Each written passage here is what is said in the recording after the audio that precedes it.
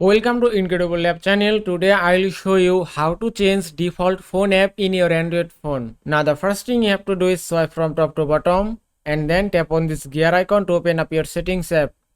Now from here scroll down and then go to apps. After that go to choose default apps option.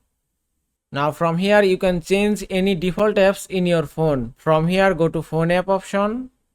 Now from here you can change your default phone app. You can see in my phone there are two phone app. One is Google phone and another is Samsung phone. My default phone app is Samsung phone. If you want to change it to Google phone, just select Google phone from here and then go back, and that's it. You have successfully changed your default phone app in your Android phone. You can also change your default browser app, message app from here. And that is how you can change default phone app in your Android phone. I hope this video was helpful. If it was, please give it a thumbs up and don't forget to subscribe.